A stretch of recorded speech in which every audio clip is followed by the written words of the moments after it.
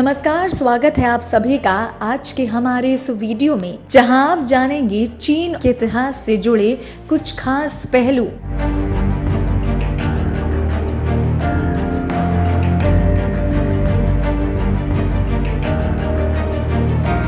चीन की सभ्यता। चीन की सभ्यता प्राचीनतम मानव सभ्यताओं में से एक, जो कि 4000 से विद्यमान है और एवं जटिल है। इस राष्ट्र की सैन्य सांस्कृतिक विविधता इसकी क्षेत्र के अनुसार विविध है। चीन में कई समुदाय के लोग रहते हैं, जिनमें से हान की आबादी सर्वाधिक है। चीन में अधिकतर लोग नास्तिक हैं तथा कुछ बुद्ध के अनुयायी हैं।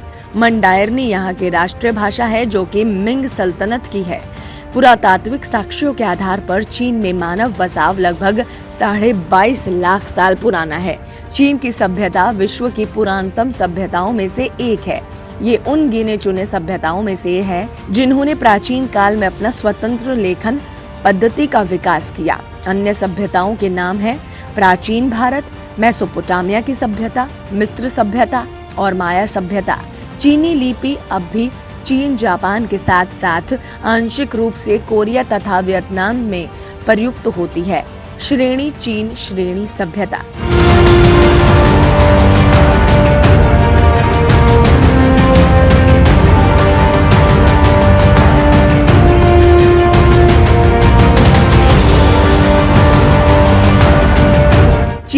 चीन विश्व की प्राचीन सभ्यताओं में से एक है, जो एशियाई महाद्वीप के पूर्व में स्थित है। चीन की सभ्यता एवं संस्कृति 6ठी शताब्दी से भी पुरानी है।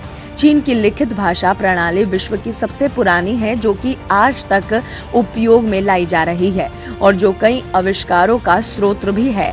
ब्रिटिश विद्वान और जीव रसायन शास्त्री जोसेफ निधन ने प्राचीन चीन के 4 महान आविष्कार बताए, जो कागज, कपास, बारूद और मुद्रण। ऐतिहासिक रूप से चीनी संस्कृति का प्रभाव पूर्वी और दक्षिणी पूर्वी एशियाई देशों पर रहा और चीनी धर्म, रिवाज और लेखन प्रणाली को इन देशों में अलग अलग स्तर पर अपनाया गया। चीन में प्रथम मानवीय उपस्थिति के प्रमाण झोंगकोदियन गुफा के समीप मिलते हैं और जो होमो इरेक्टस के प्रथम नमूने भी है, जिसे हम पेकिंग मानव के नाम से जानते हैं। अनुमान है कि इस क्षेत्र में भी लगभग काफी साल पहले से लोग रहते थे और कुछ शोधों से महत्वपूर्ण जानकारी भी मिली है कि पेकिंग मानव आग जलाने की और उसे नियंत्रण करने की कला जानते थे। चीन के गृह युद्ध के कारण इसके 2 भाग हो गए। जनवादी गणराज्य चीन, जो मुख्य चीन भूभाग पर स्थापित साम्राज्यवादी सरकार द्वारा शासित क्षेत्रों को कहते हैं। इसके अंतर्गत चीन का बहुतायत भाग आता है। चीनी गणराज्य, जो मुख्य भूमि से हटकर ताइवान सहित कुछ अन्य द्वीपों से बना देश है। इसका मुख्यालय ताइवान है। चीन की आबादी दुनिया में सर्वाधिक है। प्राचीन चीन मानव सभ्यता के सबसे पुरानी शरण स्थलियों में से एक है। वैज्ञानिक कार्बन डेटिंग के अनुसार यहाँ पर मानव लगभग काफी साल पहले आए थे।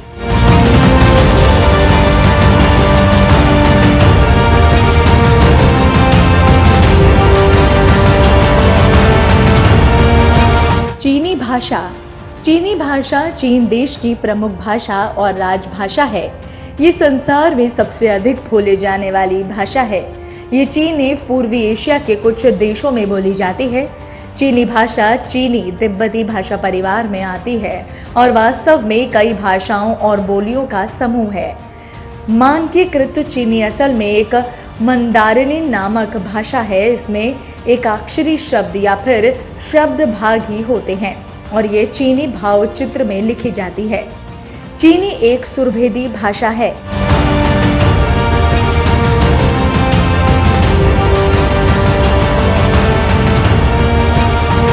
चीनी भाषा और साहित्य। चीनी साहित्य अपनी प्राचीनता, विविधता और ऐतिहासिक उल्लेखों के लिए प्रख्यात है। चीन का प्राचीन साहित्य 5 क्लासिकल के रूप में उपलब्ध होता है, जिसके प्राचीनतम भाग का ईसा के पूर्व लगभग 15वीं शताब्दी माना जाता है।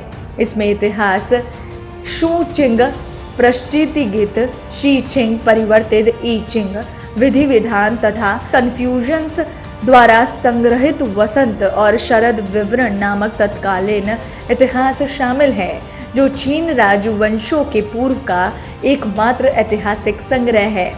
पूर्व काल में शासन व्यवस्था चलाने के लिए राज्य के पदाधिकारियों को कन्फ्यूजन धर्म में पारंगत होना आवश्यक था। इससे सरकारी परीक्षाओं के लिए इन ग्रंथों का अध्ययन अनिवार्य कर दिया गया। कन्फ्यूजन्स के अतिरिक्त चीन में लाओत्से, च्युआंगत्से और मेंशियस आदि अनेक दार्शनिक हो गए, जिनके साहित्य ने चीनी जनजीवन को प्रभावित किया। चीनी भावचित्र। चीनी लिपि में आंख के लिए भावचित्र, आंख के भावचित्र का हस्तलिखित रूप शांग राजवंश काल में हड्डियों पर खरोचे गए स्वर, अतः संयुक्त भावचित्र, इनमें भविष्यवाणियों की जाती है। कई साल पहले बनी चीनी भावचित्र सिखाने के लिए एक पुस्तक का पृष्ठ गाय के चित्र से कैसे उसका आधुनिक भावचित्र बदलावों के साथ उत्पन्न हुआ। चीनी भावचित्रों में हर दिशा में खींची जाने वाली हर प्रकार की लकीर का एक भिन्न नाम है। हर भावचित्र में ये लकीरें अलग तरह से सम्मिलित होती है। यहाँ दिखाए गए भावचित्र का मतलब हमेशा या सनातन है। हांजी अथवा चीनी भावचित्र चीनी भाषा और जापानी भाषा लिखने के इस्तेमाल वाले भावचित्र होते हैं। इन्हें चीनी के लिए जब प्रयोग किया जाए तो ये हांजी कहलाते हैं और जब जापानी के लिए प्रयोग किए जाए तो कांजी कहलाते हैं। पुराने जमाने में इनका प्रयोग कोरियाई भाषा और वियतनामी भाषा के लिए भी होता था। चीनी भावचित्र दुनिया की सबसे पुरानी चलती आ रही लिखने वाली विधि है।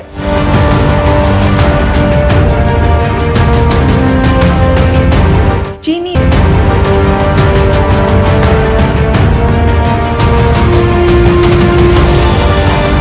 वंशगत शासन। चीनी परंपराओं में जिया वंश को प्रथम माना जाता है और इसे मिथकीय ही समझा जा रहा है। जब तक कि हैनान प्रांत के एर्ली टाउन में पुरातात्विक खुदाइयों में कांस्य युगीन स्थलों के प्रमाण नहीं मिले। पुरातत्वविदों के अब तक की खुदाई में नगरीय स्थलों के अवशेष, कांस्य के औजार और उन स्थानों पर समाधि स्थल मिले हैं जिन्हें प्राचीन लेखों में जिया वंश से संबंधित माना जाता है। लेकिन इन अवशेषों की प्रामाणिकता तब तक नहीं हो सकती जब तक कि जिया काल से कोई लिखित अवशेष नहीं मिलते। दूसरा वंश शांग, जो कि कुछ कलाकारी था, पूर्वी चीन की पीली नदी किनारे ये बसा था। पश्चिम में बसे झों साम्राज्य ने आक्रमण के बाद इसे उन पर शासन किया था जब तक कि उनका एकीकृत नियंत्रण पड़ोस के साम्राज्य के हमलों से क्षीण नहीं हो गया। कई शक्तिशाली और स्वतंत्र राज्य आपस में लगातार एक दूसरे पर बसंत और पतझड़ के महीनों में युद्ध करते, जिससे झों के राजाओं को कुछ समय मिल जाता।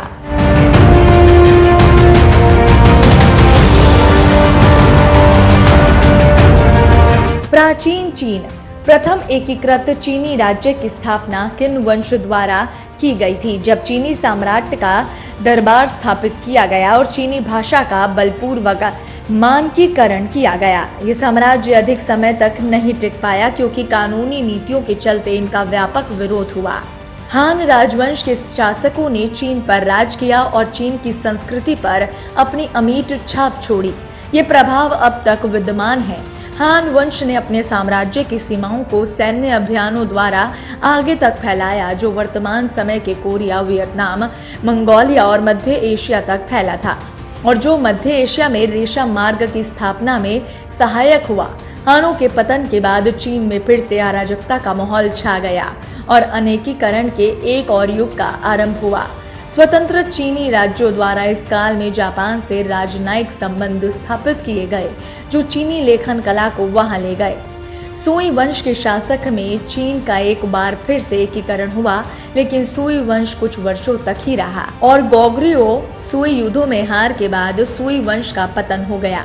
इसके बाद के तैंग और सोंग वंशों के शासन में चीनी संस्कृति और प्रौद्योगिकी अपने चरम पर पहुंचे। सोंग वंश विश्व इतिहास की पहली ऐसी सरकार थी जिसने कागजी मुद्रा जारी की और पहली ऐसी चीनी नागरिक व्यवस्था थी जिसने स्थायी नौसेना की स्थापना की। चीन की जनसंख्या इस वक्त तक 2 गुनी हो गई। इस वृद्धि का मुख्य कारण था चावल की खेती का मध्य और दक्षिणी चीन तक फैलाव और खाद्य सामग्री का बहुतायत में उत्पादन। उत्तरी सोंग वंश की सीमाओं में ही लगभग काफी करोड़ लोग रहते थे। सोंग वंश चीन का सांस्कृतिक रूप से स्वर्णिम काल था, जब चीन में कला, साहित्य और सामाजिक जीवन में बहुत उन्नति हुई। 7वीं से 12वीं सदी तक चीनी विश्व का सबसे सुसंस्कृतिक देश बन गया।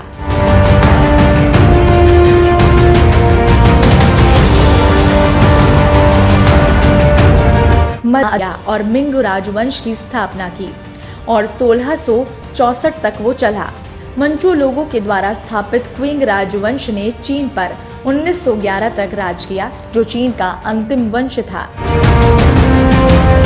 करने का प्रयास किया। इस समय चीन में युवानों का शासन था। मंगोलों ने इसी काल में चीन पर आक्रमण किया। यूरोप का प्रसिद्ध यात्री तथा व्यापारी मार्को पोलो अपने पिता तथा चाचा के साथ वेनिस से इसी समय चीन पहुंचा। अल्पकाल के लिए उसने कबुलाई खां के दरबार में नौकरी भी की, पर उसकी ये सेवा वृत्ति उतनी महत्वपूर्ण नहीं है जितनी उसकी यात्रा संबंधी डायरी। इस डायरी में उसने चीन के संबंध में चर्चा की, जिसके फलस्वरूप पश्चिमी देशों का ध्यान चीन की ओर गया। इसी समय इटली शहरों से अनेक यात्री निकट पूर्व की यात्रा करने के सिलसिले में चीन भी आए। इसके अतिरिक्त रोमन कैथोलिक ने भी चीन से संबंध कायम करने का प्रयास किया, लेकिन 13वीं सदी के उत्तरार्ध से लेकर 14वीं सदी के उत्तरार्ध तक 1279 से 1368 ईस्वी चीन से संपर्क कायम करने के लिए इन देशों ने जो कुछ भी प्रयास किया वो किसी भी दृष्टिकोण से विशेष महत्व का नहीं था। इसी समय चीन में प्रविष्ट यात्रियों की संख्या भी अल्प ही थी, पर इतना सही है कि किसी समय से यूरोपियन देशों का ध्यान एशिया के संपन्न देशों की ओर गया और वो आगामी सदियों में इन पर छा जाने का प्रयास करने लगे।